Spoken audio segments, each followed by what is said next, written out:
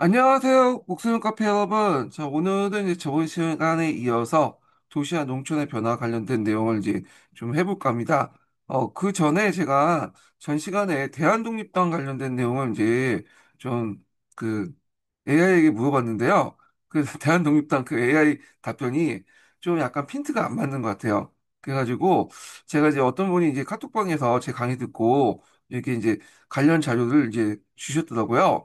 찾아보니까 그 대한독립당이 이제 그 뭐 그 당시 어떤 게 이제 만들어진지는 잘 모르겠지만 일단 일종의 그냥 가칭으로 그 만들어진 것 같아요. 그때 당시에 그냥 이렇게 실제 있었던 조직은 아니고 그래서 대한독립당이라는 가칭 이름 아래 그 당시 그 조선공산당 권오솔이라는 사람이 요 경문을 작성했다고 해요. 그러다 보니까 이게 사회주의 내용이 그 안에 들어가 있는 거예요. 예. 그래서 그 제가 AI한테 물어본 것은 이 대한독립당 그 내용은 아마 그때 비슷한 시기 때 신채호가 만들었던 당이 있었나 봐요. 그걸 얘기한 거고.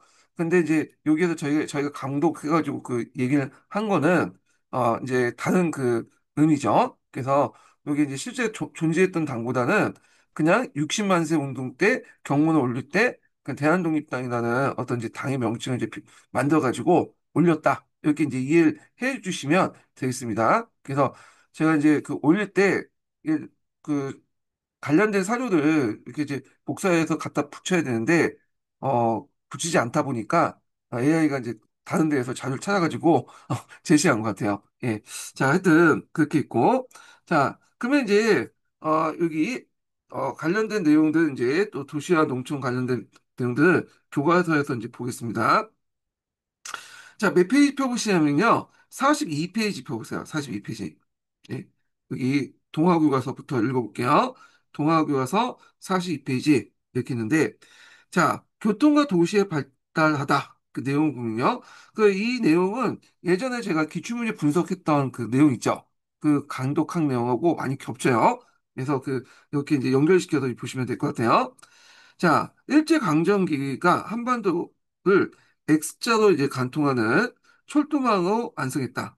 자, X자는 여러분도 알다시피 서울 중심으로 해가지고 이렇게 연결되는 그 선이잖아요. 자, 그래서 철도가 놓이면서 전국 주요 지역을 하루 만에 갈 수 있었고, 사람들은 공간 개념에도 변화가 나타났다. 그래서 예전에는 뭐 서울에서 부산까지 가는데 15일 정도 걸린다. 그래서 좀 먼 거리라고 생각했는데, 하루면 이제 왔다 갔다 할 수 있는 거리죠. 예. 그래서 공간 개념도 이제 바뀌었고, 그 다음에 정해진 시간에 출발하고 도착한 기차의 운행은 이 근대적 시간 개념을 이제 정착시켰다. 그래서 요 관련된 내용은 구한말 때 관련된 내용 철도 부분에서 또 있으니까 그래서 좀 참조해 주시고 자, 그러나 철도는 일제가 한반도 각종 자원을 수탈하는 길뿐만 아니라 만주와 중국을 침략 정쟁을 하는 수단이었다. 그래서 이제 여기 보시면 이제 경부선으로 연결해서 경의선까지 연결되잖아요. 근데 이 신의주부터 해갖고 쭉 안동을 거쳐가지고 여기 봉천까지 그래서 안봉선까지 연결되죠. 그래서 여기 남만주철도까지도 연결되고 북쪽에 분만주철도도 있고 그래서 이렇게 일제가 침략할 때 물자라든지 군수물자라든지 어떤 병력을 이동하는데 이 철도를 이용했다. 이렇게 보시면 되고요. 그래서 제가 그 부분에 대해서 예전에 한번 얘기했어요. 보통 일본에서는 궤도를 이제 협객이라고 해서 좀 좁죠. 근데 일본이 우리나라에 이제 철도 만들 때 자기의 헛개를 만드는 게 아니라 포준계를 가지고 그 궤도를 이제 정했죠. 자, 포준계는 그 당시 만주하고 중국하고 연결된 궤도이기 때문에 포준계도 만들어야지 바꾸지 않고도 쉽게 병력이나 물자를 수송할 수 있었기 때문에 그렇다라고 이제 예전에 말씀드렸어요. 자, 그 다음에 교통의 발달과 산업화로 도시화가 이제 뭐냐면 진전되었고, 이 시기 때 도시는 일제 필요에 따라서 이제 뭐냐면 진행했으며, 도시에서 일본인과 한국인 거주지가 분리되어 있었다. 그래서 이때 이제 일제 강점기 때 보면, 뭐 청진이나 목표나 군사나 신의주나 등등 이런 대도시들이 만들어졌잖아요. 되게 이제 일본에 위한 항만에 있거나, 일제에 의해서 항만 만들어진 도시들과 철도가 이렇게 연결된 그런 도시 지역들이 발달됐다. 그래서 이렇게 이제 일본에 의해서 만들어진 그 도시들가 그리고 또 이제 서울을 포함해갖고 이제 이걸 해서 12부가 만들어졌던 부. 예. 그래서 이 부는 예전에도 소개한 것처럼 일제가 이제 여기 이제 보통 항만이라든지 철도라든지 등등 해갖고 통해서 이런 교통의 중심지에서 이제 만들어졌던 거고요. 상대적으로 일본인들이 다른 지역보다 좀 많이 거주하는 지역이다. 물론 이제 절대적인 수에서는 이제 한국이 많지만, 네. 자, 다른 지역보다는 상대적으로 일본인이 많이 거주하는 지역이 부였다라고 이제 얘기를 해드렸어요. 자, 그리고 도시에 일본인과 한국인대 거주지가 분리되었는데, 자, 요걸 이제 보려면 그 밑에를 이제 좀 보여 있죠. 자, 청계천을 중심으로 해갖고 북쪽에는 북촌인 한국인이 있고, 그다음 남촌에는 일본인이 있었다. 그래서 각종 근대 시설들은 남촌을 중심으로 도입됐고, 북촌은 거의 설치되지 않았다. 그래서 뭐 그 밑에 보면 남촌은 강명, 북촌은 암흑 해가지고 가로등의 이제 설치 비율도 그 당시 남촌이 더 많았다는 거죠. 그래서 이 남촌에서 이제 보면 홈마치가 있는데 홈마치는 오늘날 이제 뭐냐면 충무로죠. 충무로. 충무로. 그래서 혼마치 저쪽 명동 그 일대가 이 남촌의 중심지였어요. 그래서 그때 이제 거기에 일본인들이 많이 살았고 예전에 말했지만 충무로 명칭도 일본인들이 많이 살았기 때문에 이 혼마치에 나중에 이제 강복후에 이름을 바꿀 때 일본인들이 더 이상 이렇게 거주하지 말도록 하기 위해서 충무공의 이름을 따서 충무로라고 이제 불렸죠. 자, 그래서 그 옆에 보면 거기 일제 강점기 때 이제 뭐냐면 그 일본인 거주지예요. 예. 남쪽 혼마치 부근이죠. 자, 그래서 이제 요 혼마치 관련된 내용이 이제 있는데 원래 이 마치란 말은 뭐냐면 마을이란 뜻이에요. 정. 네. 그래서 이 정은 마을이죠. 그래서 요 정이란 말이고 본이란 중심이죠. 그래서 이게 있고 그래서 이제 일본 사람 보면 조카마치 같은 것도 있잖아요. 그래서 요런 거 이제 연결시켜서 이제 보시면 될 것 같고 자, 일본말로 보는 중심이란 뜻이고 정은 번화된 거리에 나타나는 것이다. 그래서 강북 이후에 이제 서울의 혼마치는 충무공 이순신의 이름을 따라 충무로로, 부산의 강곡동의 동쪽은 동강동으로, 강주는 의병장 충장궁의 김동률에 따온 충장로로 바뀌었다. 그래서 그 예전에 이제 그 일본인 살았던 곳에 더 이상 일본인들이 이제 발을 못 붙이도록 이렇게 그 임진왜란 때 활동했던 사람들 이름을 따가지고 이름을 붙였죠. 예. 자, 그래서 이제 있고, 자, 그 다음에 이제 여기 밑에 이제 보면 그 서울 북촌과 남촌의 인구 구성을 이제 좀 보고 있는데 한국인들이 북촌에 몰려서 있다는 걸 알 수 있고 일본은 아주 이제 적죠. 근데 남촌에서는 주로 이제 한국인들 은 소수고 일본인들이 뭐 이렇게 몰려 산다는 걸 이제 볼 수가 있어요. 예. 자, 그다음에 이 북촌이나 남촌 살지 못하는 그러니까 북촌에 살지도 못하는 한국인도 있는데 이들은 이 외곽 지역에 살았죠. 그래갖고 이제 이 당시 이제 외곽 지역에는 토막집을 짓고 살았다. 예. 토막집을 그 땅을 파서 임시로 이제 만든 집인데 주로 이제 이 빈민들은 주로 어떻게 이제 형성됐냐? 일단 이제 뭐냐면 농촌에서 올라온 사람들 있잖아요. 이 사람들이 상당히 빈민이 많은 수를 차지했다는 거죠. 예.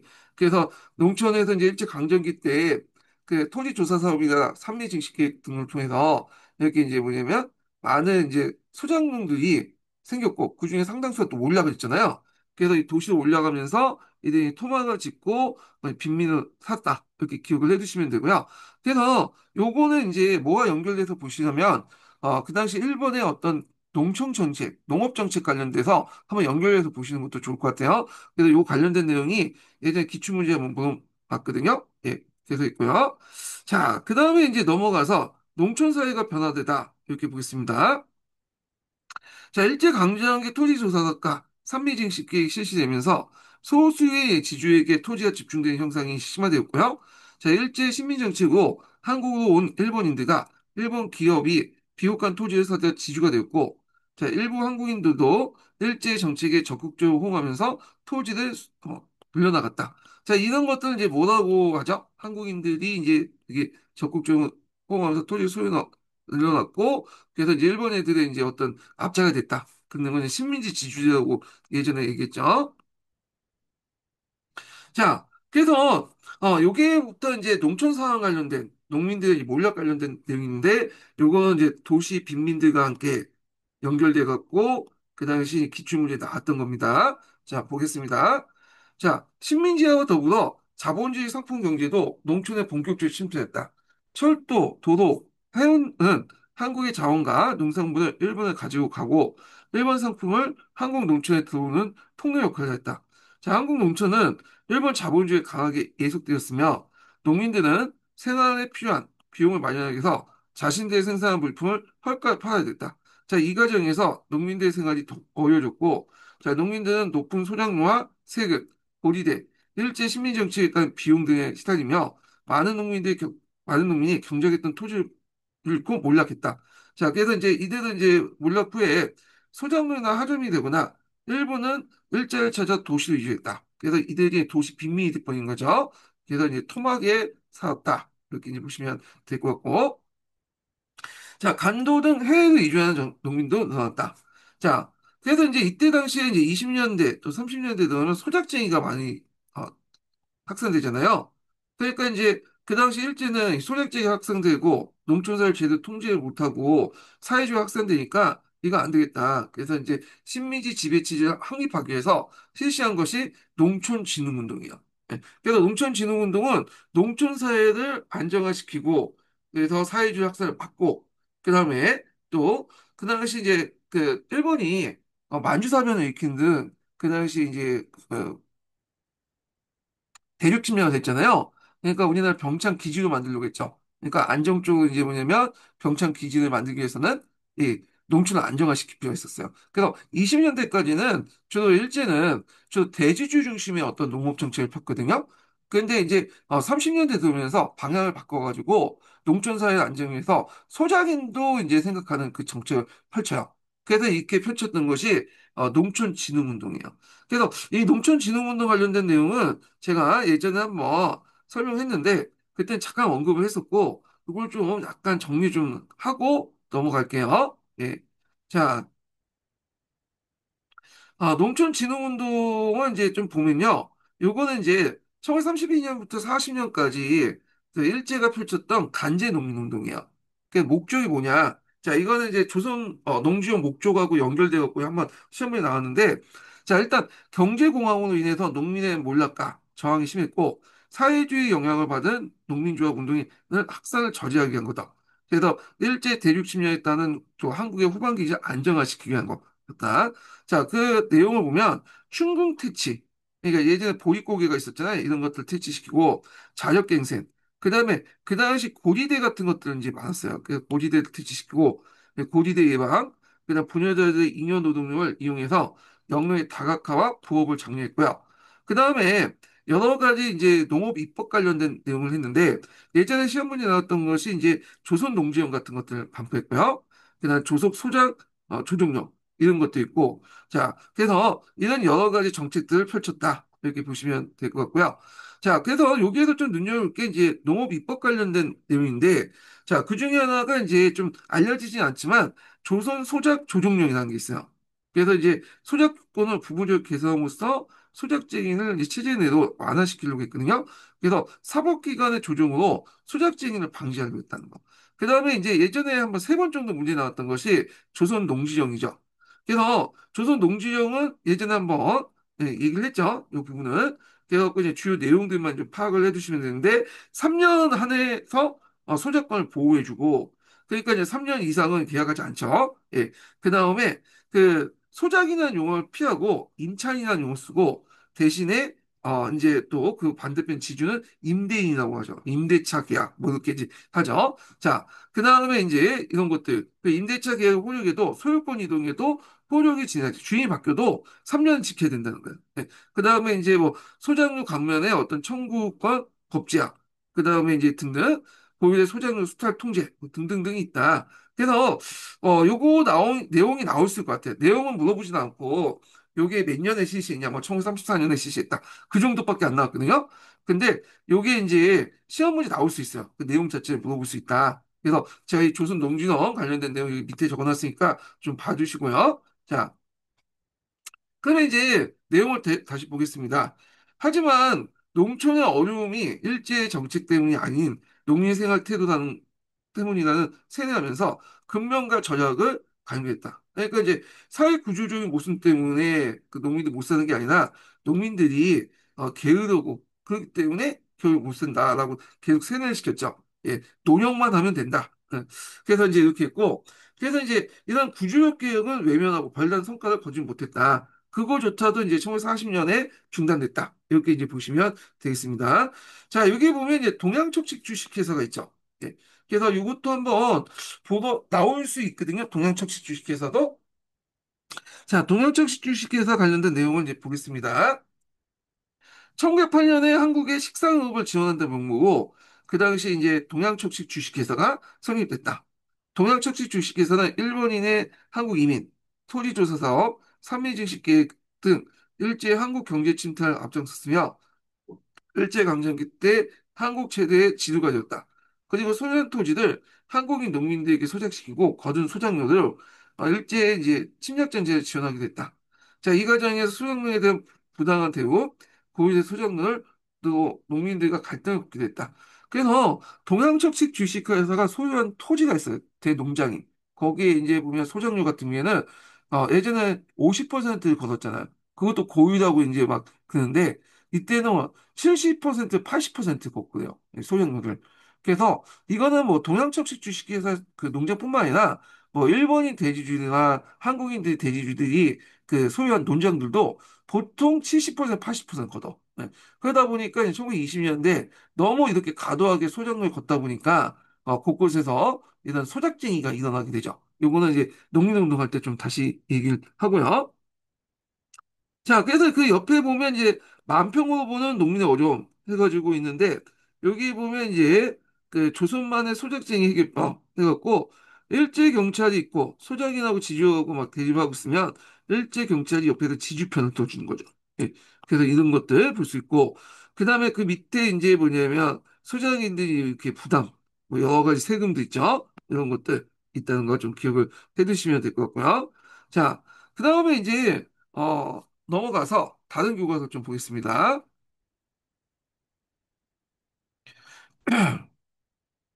자, 몇 페이지 보시면 시마스 교과서 보세요. 44페이지.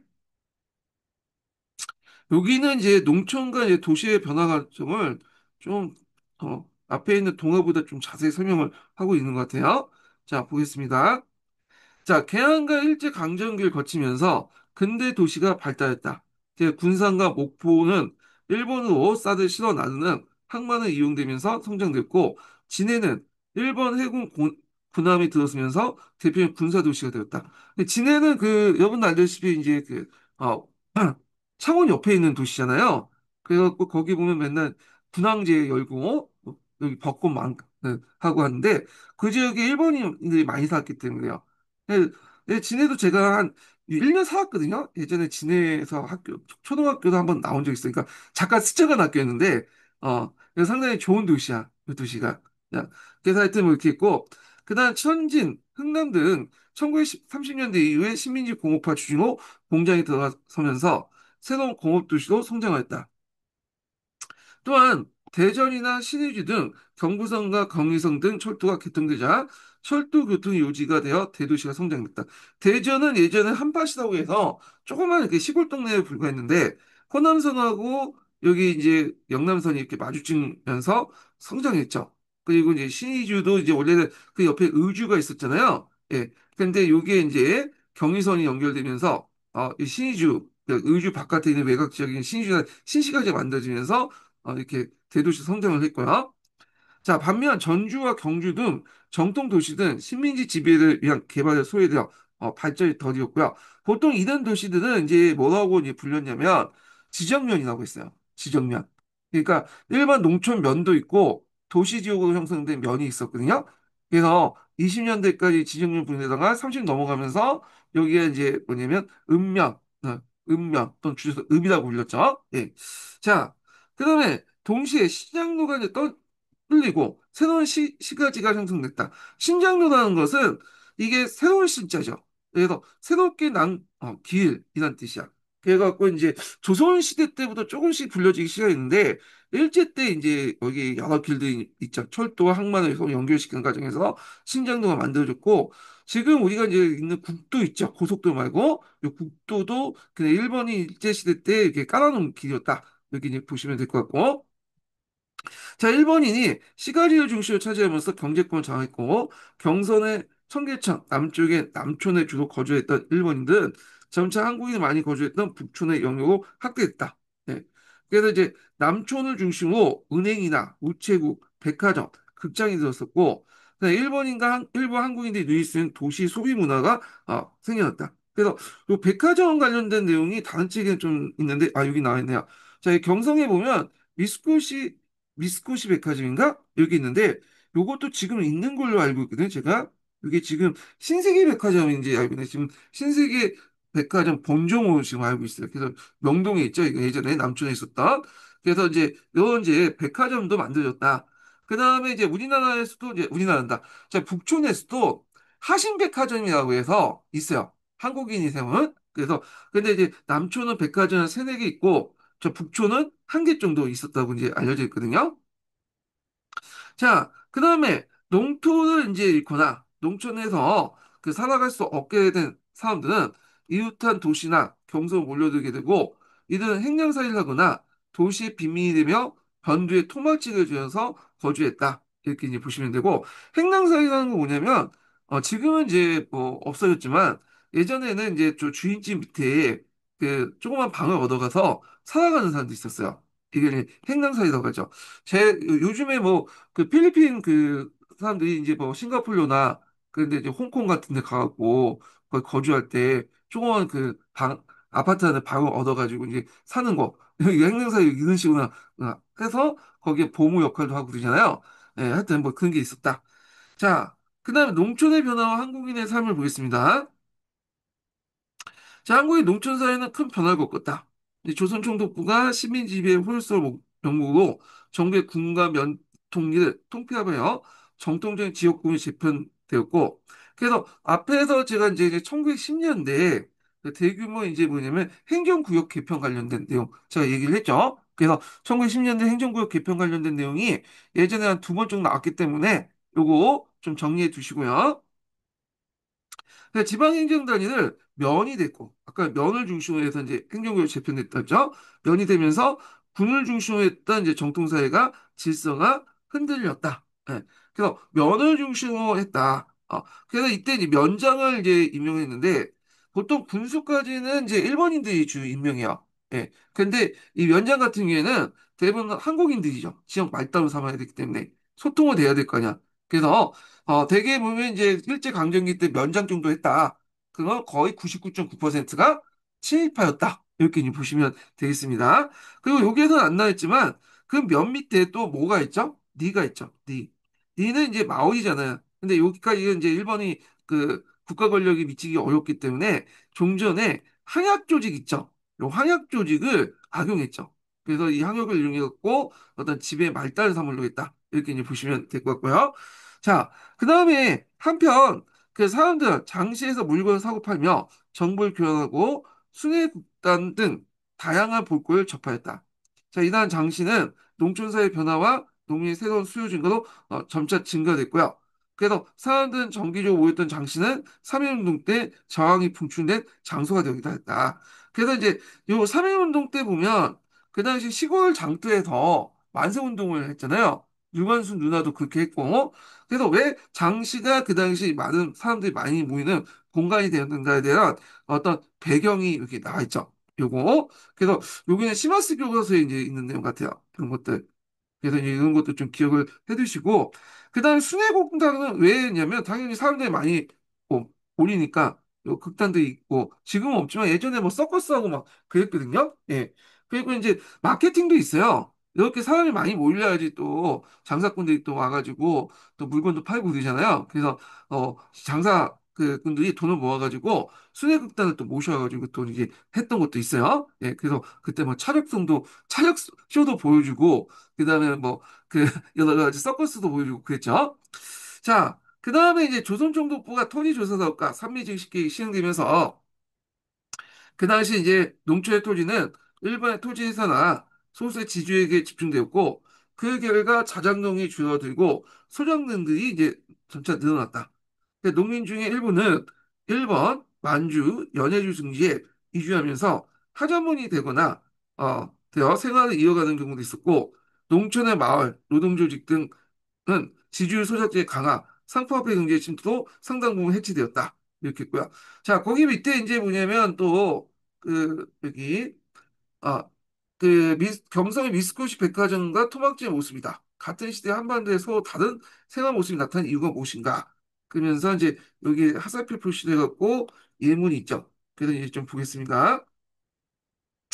자, 1930년대 이후 식민지 공업화가 추진 후 청진과 흥남 같은 새로운 공업도시 성장했다. 흥남에 대해서 얘기해 줬어요. 흥남은 저기 뭐냐면 함흥이라는 도시 있죠. 함흥 도시의 남쪽에 있다 해서 그냥 흥남이라고 부르는 거야. 흥남. 그러니까 그래서 이제 있고 지금은 이제 북한 정권이 들어서면서 행정구역 개편하면서 여기 함흥에 다시 편입을 시켰어요. 그래서 함흥 흥남 지역이 있죠. 자, 그러니까 대전과 신의주도 같은 철도가 개통되면서 대도시가 성장됐고요. 한편 일제가 시행된 토지조사 사업과 산미증식 계획의 영향으로 생활이 어려워진 농민들은 도시로 이제 몰려들었다. 근대 도시는 부유한 일본인과 도시 빈민으로 전락한 한국인들이 공존한 이중적인 모습을 띠고 있다. 그래서 도시 안에 이제 이렇게 한국인들이 사는 곳, 일본인이 사는 곳 이렇게 나눠져 있다고 그랬죠. 자, 그래서 이제 이렇게 해서 이제 있고 그 옆에 보면 이제 관련된 이제 그 자료도 있는데 한국인들이 민원에는 한국인을 밀어내고 있는 일본인 해가지고 이제 뭐 사료 관련된 내용 있고 북촌의 종로거리인데 남촌의 본전 충무로 앞이고 그다음에 여기 한국인 상가인데 이렇게 있고 그 밑에 이제 경상 우편거 남촌에 있는 거죠 이렇게 있는데 백화점을 보더라도 여기 보면 하신백화점 유일하게 이제 한국인 사업가가 세워진 하신백화점인데 이 사람이 누군지 모르겠어 하신백화점이 세웠던 사람이 유명하거든요 그래서 잠깐 얘한테 좀 물어볼게요.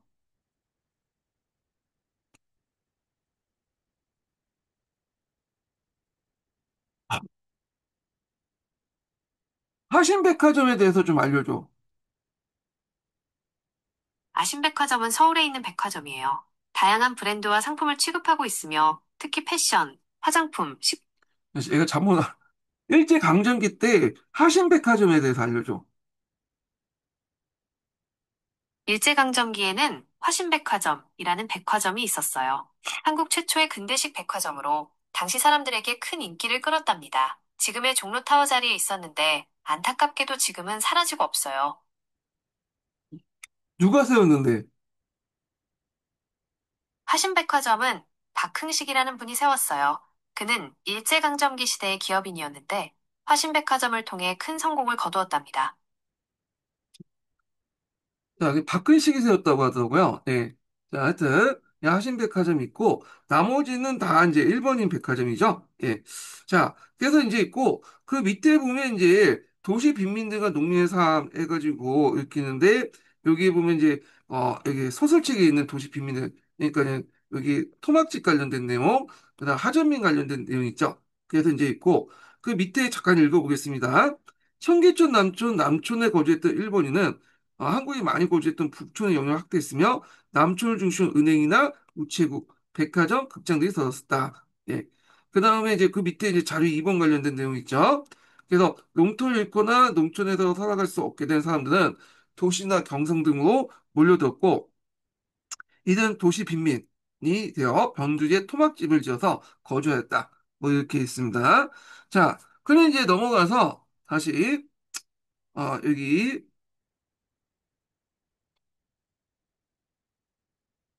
해남교과 이게 뭐 천재교과서를 볼게요. 제가 천재교과 하다가 여기를 놓쳤네. 자, 여기 강조학생활 운동을 하지 않은 것 같아요. 제가 이걸 놓치고 그냥 넘어갔거든요. 근데 각자 읽어보시고 앞에서 제가 이제 했던 12월 30일 3일이 학생 독립운동 기념이잖아요. 요 관련된 내용이 있으니까 한번 읽어보시고요. 자, 그 다음에 이제 여기 넘어가서 천재교과서 48페이지 보겠습니다. 자, 여기 보면 이제 새로운 근대 도시가 이제 발달하다. 이렇게 있는데, 그래서 개항 이후에 간전기를 거치면서 전국 근대 도시들이 성장했다는 거. 이제 철도 교통의 중심은 대전 신이죠. 항만 도시는 군산 목포, 북부 지역의 공업 도시는 항울 청진, 이런 것도 있었고요. 자, 그 다음에 이제, 여기 도시에서는 일제가 홀전 식민 지배를 위해 만든 신장로가 놓이고 전차, 버스, 자동차 등 새로운 교통수단이 증가됐다. 그리고 전차 노선을 따라서 식민지 시가지가 확장되면서 도시화가 이제 진전되었다. 그래서 지금은 전차가 없지만 예전에는 그 노선으로 이제 달리는 전차가 있었죠.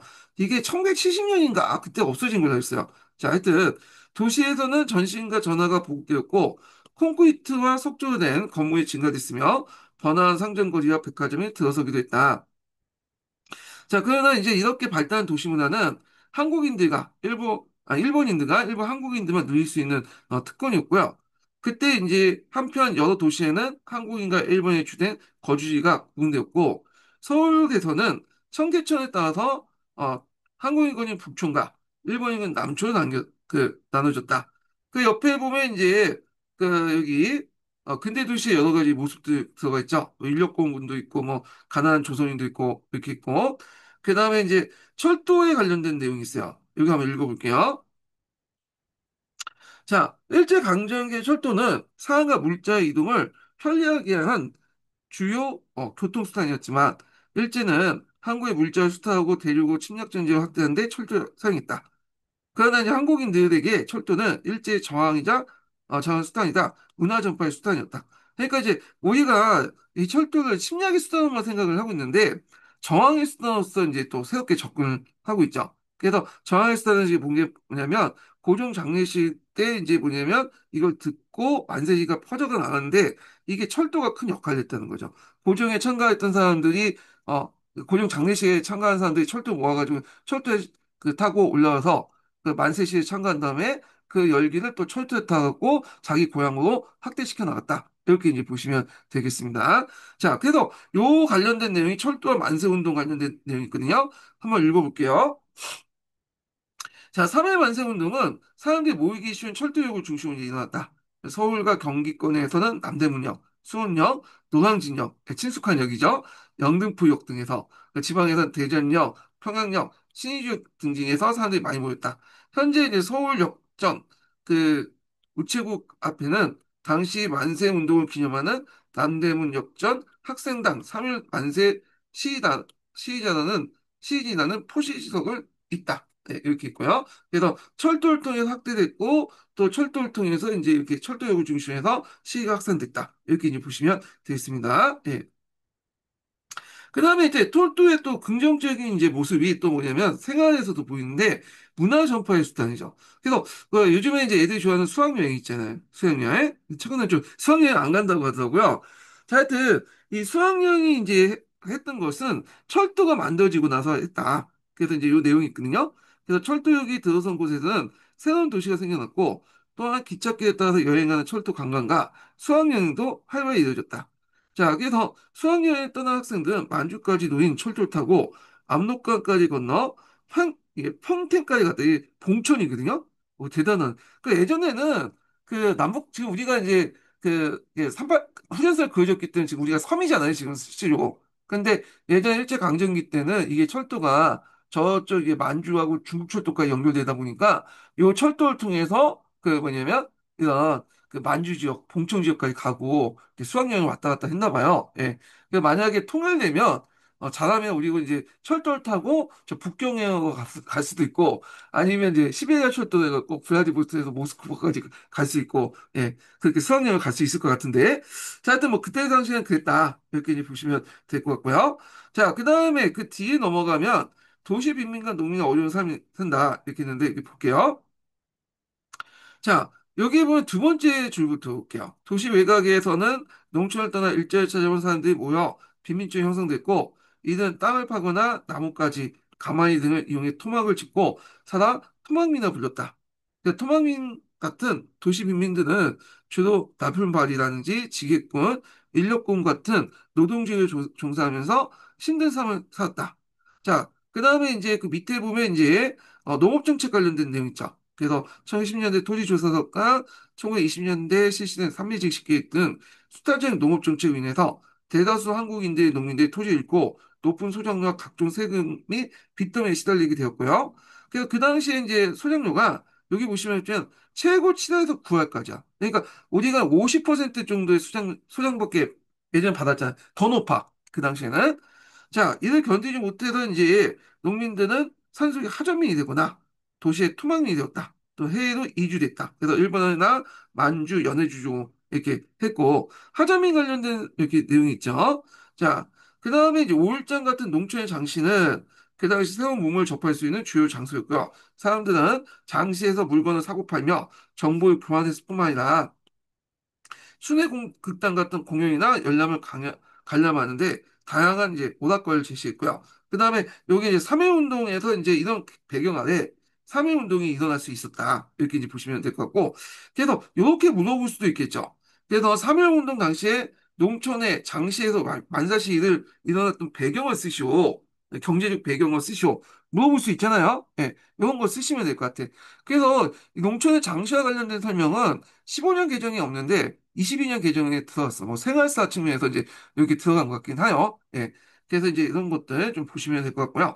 최근에 이제 생활사, 일제강점기 때 뭐 생활사나 이런 것들이 예전에 나왔고 한번 도시구조화에 대해서 나왔죠. 그래서 또 학계에서 강조되는 분위기 때문에 제 생각엔 이런 게 이제 또 한 번 더 나올 것 같아요. 일제강점기 때 맨날 그 투쟁하고 항의하고 싸웠던 건 아니잖아요. 그래서 이제 일상생활 관련된 문제도 시험 문제 나올 것 같으니까 또 교과서에서 한번 꼼꼼히 읽어보시는 것도 좋을 것 같아요. 자, 그래서 이제 이렇게 있고 그 밑에 이제 농촌의 장시와 관련된 내용도 있는데 한번 볼게요. 장시는 농촌에서 정기적으로 사람을 모이는 장소였기 때문에 저항이 분출되는 무대가 되기도 했다. 그래서 3.1 운동 당시 농촌에서는 만세 시위는 대부분 장난에 맞춰서 일어났다. 이렇게 했고 그 밑에 이제 피폐해져가는 농촌사회 한번 보시고요.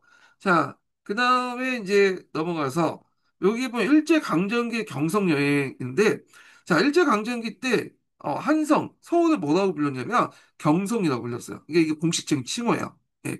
그래갖고 그 조선시대 때 서울의 공식 노치 한성이었으나 일제가 한국을 이제 강제로 병합한 후에 서울 공식 노치는 경성이 됐다. 근데 이게 이제 고유명사처럼 이제 일제 강점기 때 이제 쓰이긴 했는데 서울 경자라는 의미이기 때문에 이 경성이라는 말은 그 당시 한국에서도 예전에 조선시대 쓰였던 거고 그 다음에 중국에서 쓰였어요. 중국에서는 경성, 경사라고 하죠. 서울 경자 해가지고 예전에 한번 표현 나왔죠. 근데 일제 강점기 때는 이 경성이라는 용어를 일종의 교유한 지명, 서울 뜻하는 걸로 이제 사용했다. 이렇게 보시면 될 것 같고요. 자, 그래서 일제 강점기 때 경성은 전차와 자동차를 다니고 신식 건물이 곳곳에 들어선 대도시였다. 그러니까 경성이 변화된 뒤에는 어려운 삶을 이어가는 한국인이 있었는데, 자, 철도로 경성 여행을 온 사람들이 도장 여행을 떠나보자. 뭐 스탬프를 이렇게 찍고 이렇게 하는데, 예전에 그 생각이 나네. 이 스탬프 얘기하니까. 그, 그 당시 홍대에서 제가 40대 처음으로 이제 뭐냐면, 클럽에 갔었거든요. 근데, 좀, 일부 클럽은 나이가 많은 사람들 안 받아주더라고요. 40 넘어서 하니까 안 받아주고, 그래서 이제 나이 제한 없이 이제 클럽에 다닐 수 있는 클럽 몇 개 있었어요.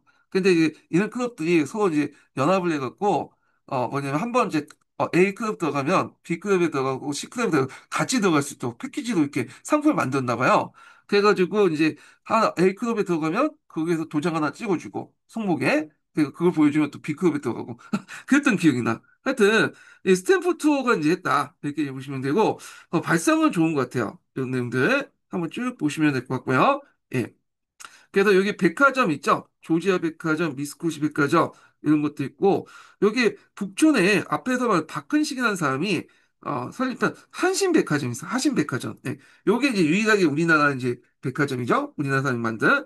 그리고 남산에 가보면 조선신궁이 있었어요. 그래서 이제 이 조선신궁을 건립해서 일본 항시의 조산신을 숭배하서 했다. 그래서 이걸 통해 이제 30년대 한국 신민을 위한 신사참배를 강요했다. 뭐 이런 내용도 있고요. 그 다음에 이제 여기 보면 조지아 백화점은 현재 롯데백화점 영프라자 건물로 쓰이고 있고, 아까 얘기한 이 미스코시 백화점인가? 네, 미스코시 백화점은 지금 명동에 있을 거야. 그 신세계 백화점 본관 건물 사용했어요. 예. 그 외에도 뭐 미나카이 백화점, 시다타 백화점 이런 것도 있었다. 이렇게 이제 보시면 되겠습니다. 자, 그 다음에 여기 보면 이제 조선총독부 청사 관련된 내용이 있거든요. 그래서 이거 한번 읽어볼게요. 자, 국권 피탈 이후에 남산의 일본 공사관을 총독부 청사로 이제 사용했던 일제는 1926년에 경국궁의 일부를 이제 철거하고 강화문을 단쪽 옮겼죠. 그리고 조선 총독부 청사를 새로 지었다. 자, 강복 이후에 총독부 청사는 미 궁정청으로 사용됐다가 대한민국 이제 그 정부 청사 예전에 중앙청이라 불렸던 곳이에요. 그래서 국회의사당은 이제 활용되기도 했고 1986년에는 국립중앙박물관 건물을 사용하다가 1995년에 김영삼 정부 때 역사 바로세기 일환으로 철거했죠. 그 철거되고 나서 그리고 그 육조 거리가 이제 바로 앞에 이제 그 강화문 앞에 있었잖아요. 그 강화문을 다른 쪽 옮겼는데 강화문을 다시 이제 여기 원상 복귀시키고 경국궁을 이제 원래 상태로 중건을 하게 되죠. 예. 그래서 지금도 지금 계속 복원 사업을 하고 있어요. 자, 뭐 이렇게 해서 이제 한번 봤고 그 다음에 넘어가서 자, 해남 교과서를 보겠습니다. 해남 교과서. 자, 여기 보면 해남 교과서 몇 페이지 펴시냐면 36페이지 볼게요. 자, 여기 앞에 이제 미스코시 백화점. 그러니까 이제 현대 신세계 백화점 이제 이렇게 있고.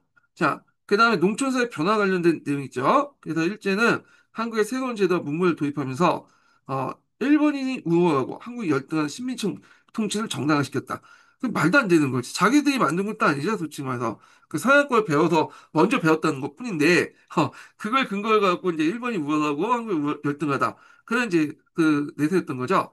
자, 하여튼, 그 다음에 농촌이 가난한 이유는 아까 말했죠. 한국 농민 교육은 낭비 탓이다. 그 일제가 이 토지조사사업과 삼미증식 계획을 실시하면서 식민지 지주의를 강했다. 예, 예전에 설명했죠. 그래서 일제 농업정책에 호응하는 일부 지주에게 토지 소유가 집중되고 농민들은 소장을 세금 등 열악한 소작 조건에 시달렸다.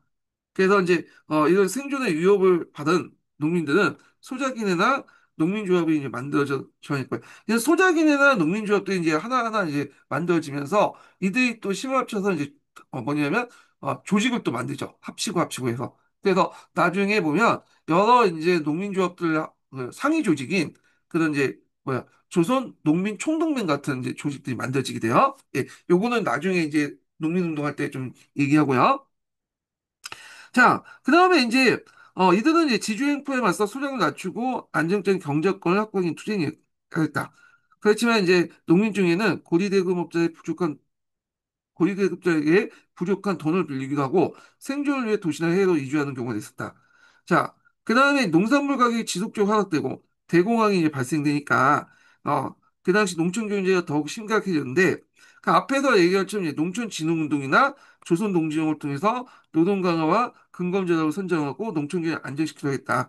하지만 이러한 정책은 농촌 문제를 해결하기 위한 구조적 개혁이 아니라 식민지 배치의 위기를 벗어난 수단일 뿐이다. 이게 한계가 있죠. 그래서 그 옆에 이제 농촌진흥운동 있고, 그 다음에 조선 농지정이죠. 예. 그래서 농촌진흥운동을 하는 과정에서 여러 농업 입법 등을 했는데, 그 중에 하나가 조선 농지정이에요. 그래서 조선 농지정 연도가 예전에 시험 문제였어. 1934년. 예. 자, 그 다음에 이제 식민지 도시화를 보겠습니다. 자, 여기 보면, 식민지 도시화는 일제 식민지 지배 정책과 고통의 발달이 이루어졌다. 일제가 행정구역 정비를 통해 경성, 평양, 인천 등 행정구역 부를 지적했고, 12개 부를 만들었다고 했죠. 한반도 철도망이 완성되고, 철도 교통의 중심이 된 대전, 신의주 등이 새롭게 도시로 성장했다. 자, 또한 일본의 무역을 하는 부산, 군산, 목포 등의 항구 도시가 비롯돼서 대공 공장이 들어선 청진릉 같은 공도시들이 형성됐다. 자, 그 다음에 이제 그 밑에 보면 도시의 지역의 중심지, 도시는 지역의 중심지가 되는데 도로를 정비하고 새로운 시가지를 만들고 학교나 시장 등 기반 시설을 확충했다. 하지만 도시 기반 시설은 일본인 거주지 중심으로 형성됐고 일본인은 도시의 경제를 차지했다. 이에 따라 민족차별과 빈부격차는 문제가 생겼다. 그래서 이제 여기 보면 이제 도시 기반 시설 같은 것이 도로, 공원, 뭐 시장, 학교, 상하수도 이런 것들이잖아요. 이런 것들이 일본인 거주 지역에 이제 집중적으로 이제 됐다는 거. 그 다음에 이제 경성 관련된 내용 있죠. 뭐 청계천 기준으로 북촌과 남촌 이렇게 나눠져 있고 남촌에는 백화점 같은 것도 있고 작은 도쿄라고 불렸고 그 다음에 대다수 한국인들은 이런 소위 문화를 누릴 수 없었고 도시의 변두에는 빈민들이 있었고 토막에 살고 있었다는 거 이런 것도 이제 보시면 되겠습니다. 자, 그 다음에 이제 여기 보면 X자 모양의 철도 노선이 있거든요. 그래서 요거 관련돼서 제가 이제 예전에 한번 말했죠. 각각의 선들이 어떻게 만들어졌고 그런 것들. 자, 그러면 여기에서 물어보는데 경성에서 부산으로 가는 기차는 상행선일까요? 하행선일까요? 어.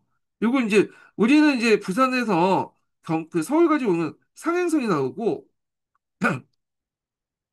그러니까 경성에서 부산에 가는 기차는 상행선이 하행선인데 요게 이제 그 일제 강점기 때는 경성을 수도로 생각하기 때문에 수도의 경성에 부산으로 가는 기차는 하행선이라 생각했다. 뭐 이렇게 이제 답이라고요. 예. 자, 그래서 하여튼 요게 이제 하행성이라고 생각을 했다고 이게 위에가 상행성이겠죠. 예. 그래서 이제 있는데 지금 거꾸로 부르나? 잘 모르겠어요.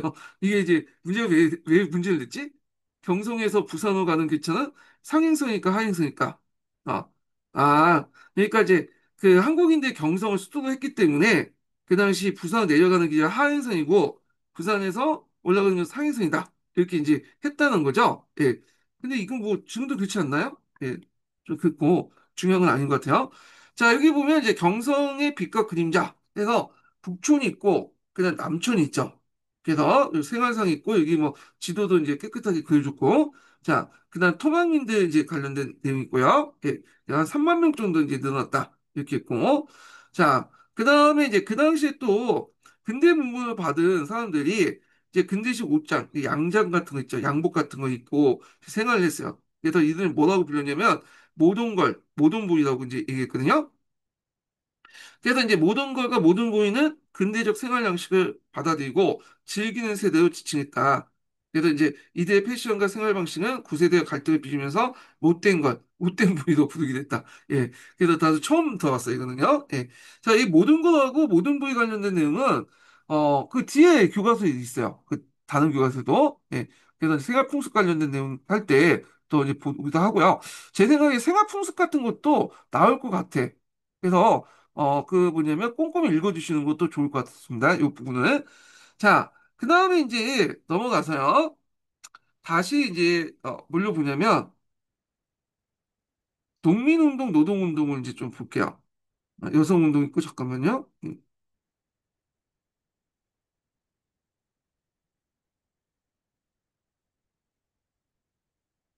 자, 이게 아니라 여기, 농민 노동운동 관련된 내용을 이제 좀 보겠습니다. 자, 그러면 이게 도중에 없네. 아,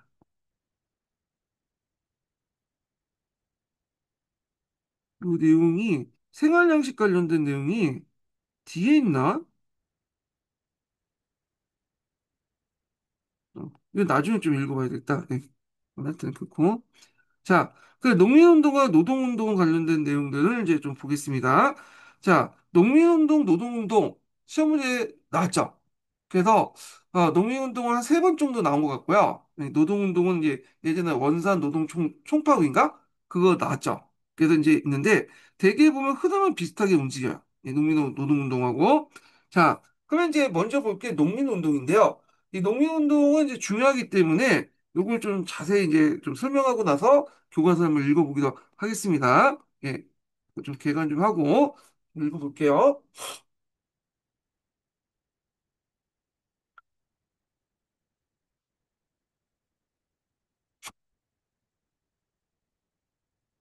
자, 여기 뭐 농민운동의 배경 이렇게 이제 있거든요. 그래서 이제 그 당시 이제 그 농민운동 배경 보면 일제 식민정책 최대 피해자가 농민들이었죠. 그 토지 조사 사업과 삼민진식 계획 등으로 농민이 몰락했고, 그 다음에 식민지 지주주의가 형성됐고, 가주간 소작 부당, 거기에다가 이제 학생들의 농촌 계몽운동과 그 다음에 사회주의 사상 보급 영향 및 농민의 각성을 들 수 있다 이렇게 보시면 되고요. 그래서 이제 농민조합들이 만들어지기 시작해요. 농민조합이. 그래서 1920년대 초반에 보면 앞에서 언급한 것처럼 뭐 소작인 조합이라든지 농민조합이라든지 농우회라든지 이런 단체들이 만들어지게 되는데 자 이런 단체들이 이제 합치면서 이제 힘을 결집시켜 나가죠. 그래서 1924년에 조선노동 총동맹이 이제 형성이 되고요.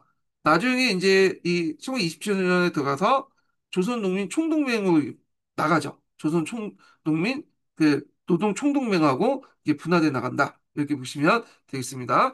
그러니까 이제 요거는 여러 농민조합의 상급 조직이라고 보시면 돼요. 오늘날 뭐 민주노총이라든지 한국노총 같은 상급 조직이었다. 이렇게 보시면 될 것 같고요.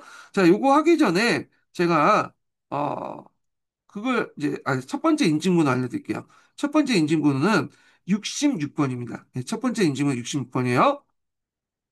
자, 예전에 한번 시험문이 나왔던 것이 뭐냐면 1920년대, 30년대의 어떤 그 농민투쟁과 관련된 차이점을 물어본 적이 있어요. 1920년대는 이제 뭐하고 인연이 산미징식 계획하고 연결돼서 좀 보셔야 되는데 산미징식 계획 결과 그 당시 자작농이나 그다음에 중소농민들이 중소지주층들이 대거 몰락을 냈잖아요. 그러면서 농장이 확대돼 나가죠. 그리고 고유의 어떤 소작로들이 이제 뭐냐면 부과되면서 농민들이 들고 일어나요. 이때는 철저하게 경제적 문제, 생존권 투쟁 관련된 내용이야. 그래서 이제 주 내용은 뭐 소작로 인하라든지 소작 조건 개선, 소작권 이전 반대. 왜냐하면 계약을 맺고 계약 기간까지 지켜줘야 되는데 지켜주지 않고 다른 데 이제 뭐냐면 지주가 자기 멋대로 다른 사람한테 소유권 넘기는 경우가 많았거든요. 그래서 이렇게 있고 이때 대표적인 이제 소작쟁이가 암태도 소작쟁이야. 암태. 요 암태도 소작쟁이 나오는데도 농민들이 의견을 관철시켰다. 이렇게 보시면 될 것 같고요. 그다음 30년대 전반에 있었던 것은 좀 이제 그 당시 배경이 예전에도 말했지만 대공황이라든지 그 다음에 또 인정투쟁. 신간회가 이제 해체된 후에 그 당시 5차 조선공산당 재건운동이 일어났죠. 그래서 점점 가격해지게 돼요. 그러면서 이때 이제 조선공상을 새롭게 만들기 위해서 컴퓨터를 인정받아야 될 거 아니에요. 그러면서 적색 노동조합, 적색 농민조합 이런 것들이 만들어졌다. 그래서 요건 뭐냐? 예전에는 이제 20년대까지만 해도 사회주의자들이 여기 이제 뭐냐면 농민운동에 노동운동에 개입하고 많이 도와줬거든요. 근데 아직까지는 자기가 이제 지도부를 장악해가지고 이렇게 하진 않았어. 근데 30년대 초반 들어오면서 이렇게 커미템 지시도 있고 또 인정투쟁도 받아야 되고 대공황이나 경제 불안까지 겹치다 보니까 이제 점점 가격해지기 시작한 거야. 그리고 뭐냐면 이 사회주의자들이 이제 뭐냐 지도부를 장악하죠. 적색 농민조합이나 적색 노동조합을 만들기 시작하면서 하게 되는데 요 관련된 내용이 예전에 한번 기출문이 나왔죠. 여기에 적색 농민조합, 노동조합이 그래서 30년대 전반 같은 경우에는 되게 이제 경제적인 어떤 문제도 있었지만 정치적 요구를 하게 돼요. 네. 그래갖고 이제 그 당시 일제타도, 뭐 농민의 토지 소유 요구, 뭐 이런 것도 했다. 그래서 이제 이렇게 있고, 근데 이 30년대 중반까지 이제 이렇게 막 했다가 일제 급격한 탄압 때문에 결국에는 30년대 중후반으로 해갖고 결국엔 줄어들게 되죠. 예. 그래서 요 내용들 파악을 해두시면 되겠습니다. 그래서 20년대는 생존권 투쟁, 30년대는 이런 어떤 경제적 어떤 계급 투쟁, 경제 생존권 투쟁뿐만 아니라 경제적 어떤 요구, 아니 계급 투쟁 같은 정치 요구도 같이 했다. 이렇게 이제 보시면 되겠고요. 자, 여기에서 이제 크게 이제 두 시기로 나누는데 또 네 시기로 나누는 것도 있어요. 1단계, 2단계, 3단계, 그 다음에 4단계 이렇게 이제 나눠볼 수 있거든요.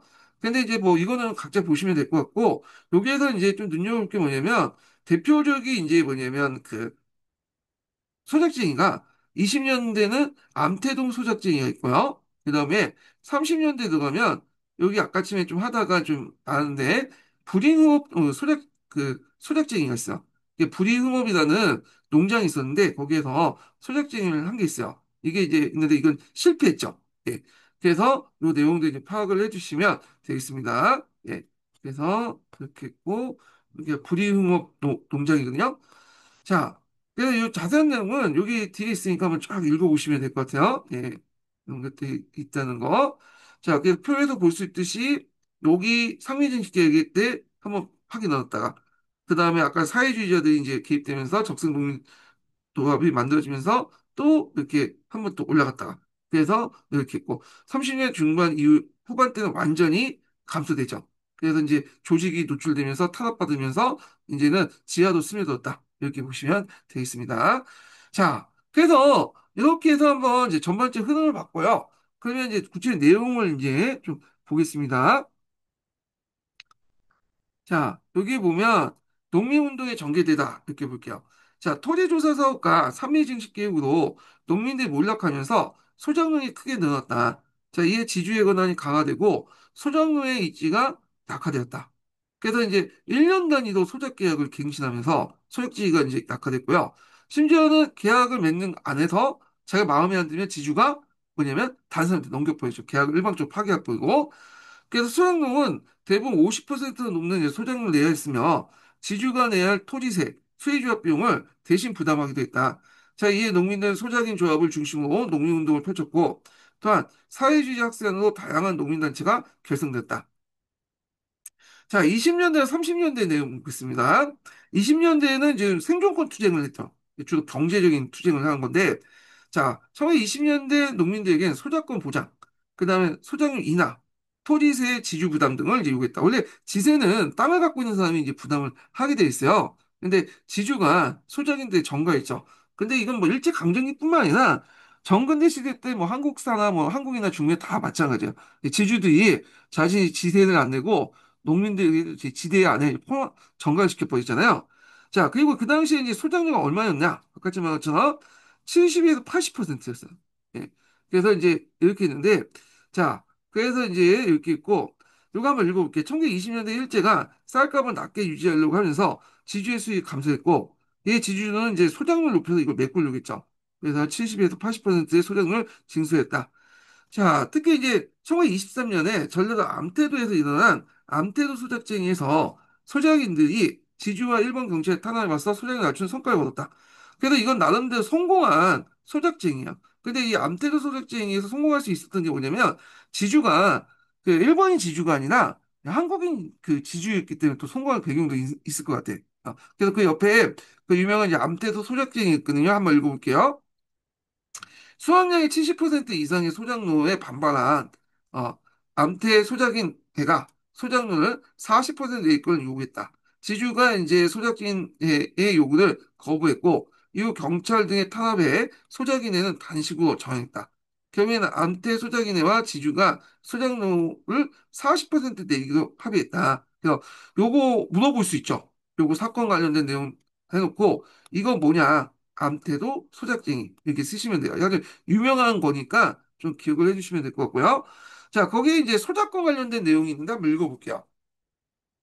토지조사 사업은 이제 경작권이 부정되면서 1년 단위로 소작 계획을 맺는 경우가 많아졌다. 네. 그래서 이렇게 있고, 그러니까 이제 조선 농지정에 3년 단위로 이제 최소한 매토한 거는 그래도 이제 약간 배려를 해준 거죠. 이 측면에 볼 때는.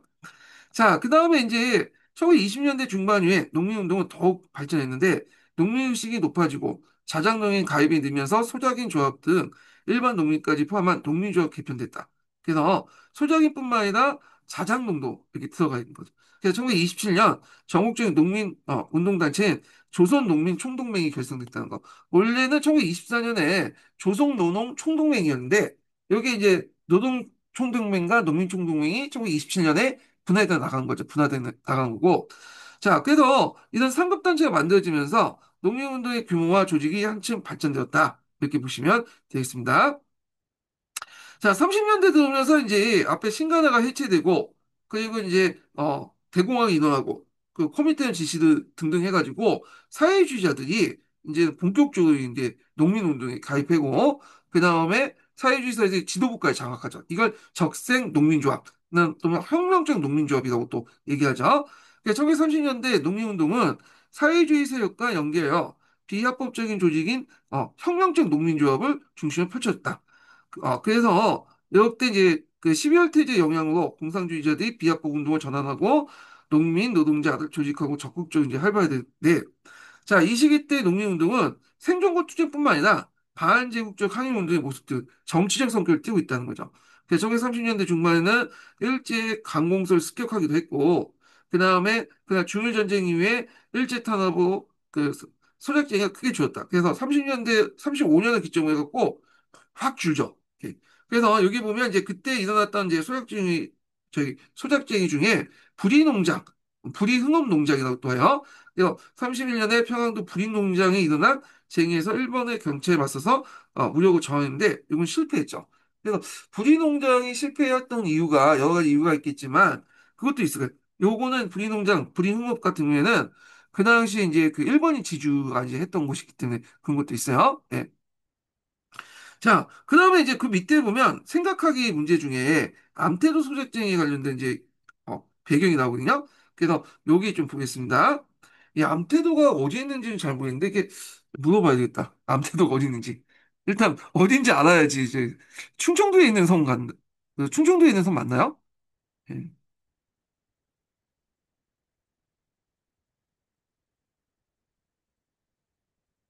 야, 암태도가 어디에 있어? 암태도는 전라남도 신안군에 있는 섬이에요. 아름다운 자연경관과 다양한 해산물로 유명하며 특히 갯벌 체험과 낚시를 즐기기에 좋은 곳이죠. 암태도에 대해 더 알고 싶으신 점이 있으신가요? 거기에서 일제강점기 때 소작쟁이가 일어났잖아. 거기에 그 좀 얘기해줘. 암태도 소작쟁이는 일제강점기 시대에 암태도에서 일어난 농민운동이에요. 당시 암태도 소작인들은 높은 소작료와 열악한 조건 속에서 힘겹게 살아가고 있었는데 이에 맞서 소작료 인하와 권리 쟁취를 위해 들고 일어났어요. 이들의 용기 있는 투쟁은 다른 지역 농민들에게도 큰 영향을 주었고 일제강점기 농민운동의 중요한 역사로 기록되고 있답니다. 자, 그래서 제가 충청도 얘기했는데 보니까 전라도 저 신안군에 있나 봐요. 예. 자, 하여튼 이렇게 있고 한번 읽어보겠습니다. 자, 암태루는 섬이지만 어업보다는 농업과 소금 제조업의 발달 섬이다. 근데 조선총독부의 정책 후 소금 제조업이 타격을 받게 되어 주민들이 불만이 높아졌고 한편 주민들의 교육 의식이 높아져 근대 교육이 활발해졌고 이 영향으로 다양한 사회단체가 조직됐고 이들 바탕으로 대규모 소작쟁이가 일어날 수 있었다. 뭐 이렇게 이제 파악을 할 수 있습니다. 자, 그 다음에 이제 다른 교과서에서 이 농민운동 관련된 내용을 이제 보겠습니다. 자, 그 천재교과서를 볼게요. 천재교과서. 자, 여기 보면 이제 밑에 이제 여기 일단 새롭게 떠오르는 이제 사회층을 좀 볼게요. 자, 개항 이후에 이제 서양의 기술, 제도, 지식이 도입되면서 그 당시 한국 사회 변화되어 갔다. 3.1 운동 이후에 다양한 사상 유입이 가속화되면서 이전에 없던 새로운 사회세력이 등장했는데, 자, 이들은 평등, 균등이라는 이름 아래 자신과 타인의 권리를 주장하여 이를 실현하고자 그 당시 농민, 노동조합 같은 일상적 조직을 만들었다. 어, 그래서 이게 아마 사회층이라는 게 그냥 신지식인층이라고 얘기하는 것 같아요. 그러니까 사회주의者포함한 그래서 이제 이렇게 있고요. 그 다음에 이제 농민운동 관련된 내용 보겠습니다. 자, 조선총독부가 지주 중심의 어떤 농업 정책을 실시한 결과 농민의 생활 수준이 갈수록 어려졌고 농민들은 지주의 가혹한 수탈에 저항해서 소작쟁이가 일어났다. 자, 그래서 1920년에 그 소작쟁이는 소작률 인하 소작권 이동 같은 생존권 투쟁의 성격을 띠었는데 대표적인 소작쟁이가 암태도 소작쟁이고요. 소작쟁이가 있다.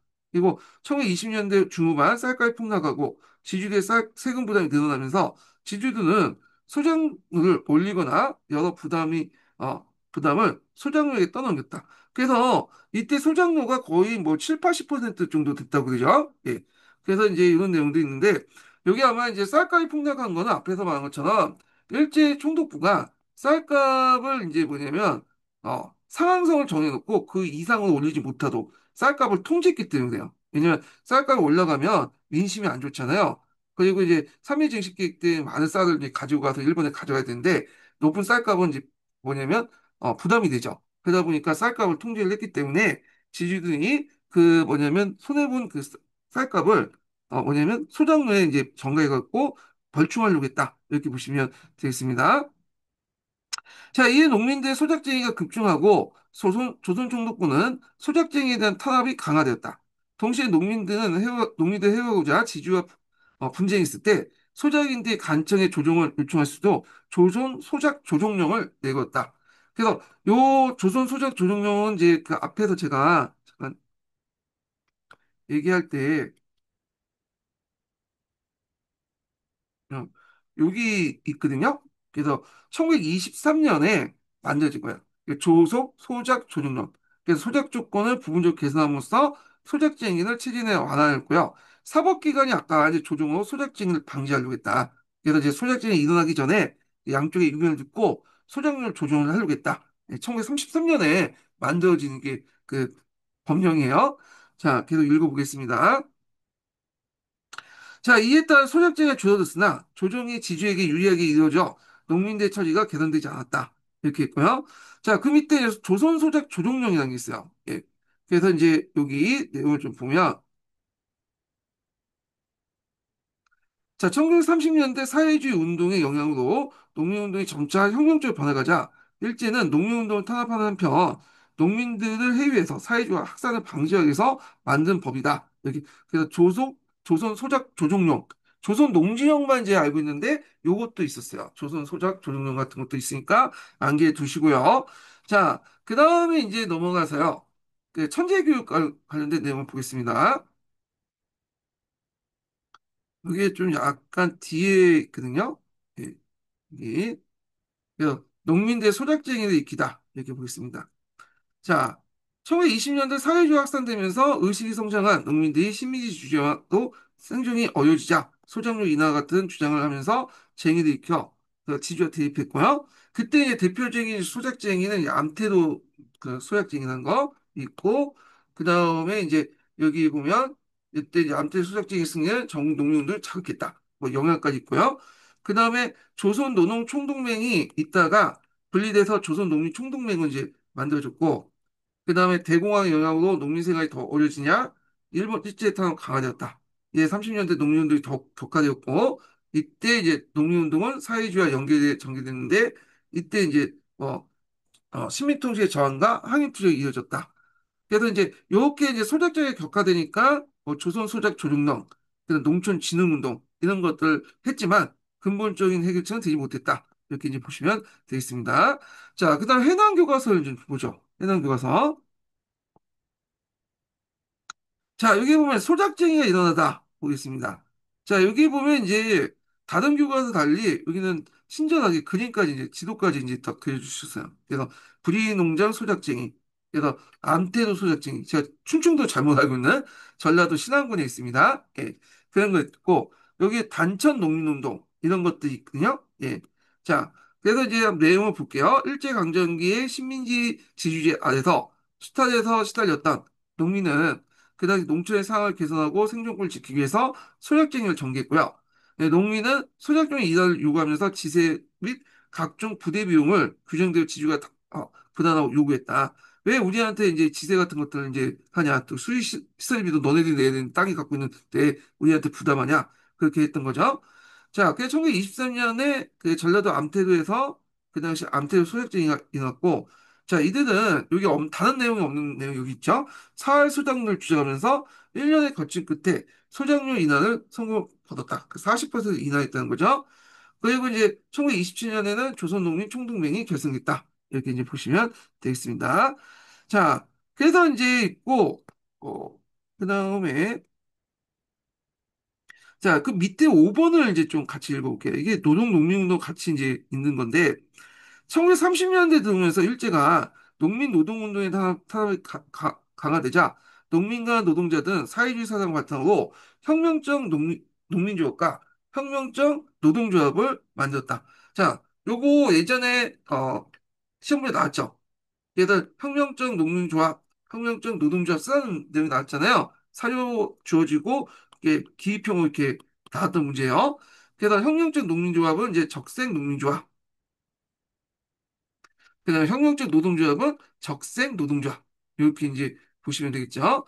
자, 이들은 노동자와 농민이 주인인 사회를 건설하자, 토지를 농민에게 분배하자 같은 정치적 구호를 하게 되죠. 그래서 농민 노동운동이 식민통치를 부정하는 항일투쟁이자 계급혁명이면서 사회적 그 계급회복을 중요한 혁명운동이 된 것이다. 하지만 중요전쟁 이후에 이제 일제가 강력한 탄압으로 혁명적 농민과 노동운동을 점차 줄였다. 그래서 1930년대 후반에 들어가면 그 뭐냐면 줄어들게 됐다. 이렇게 보시면 되겠습니다.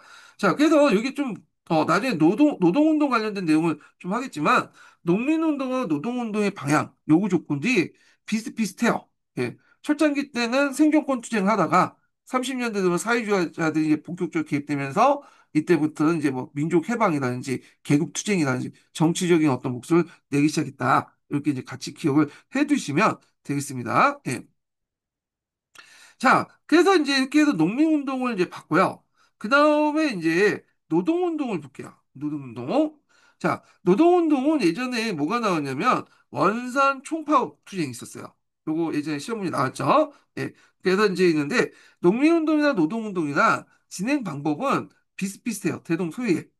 그래서 이제 있는데 자, 요거는 이제 좀 쉬었다가 진행을 하겠습니다. 예.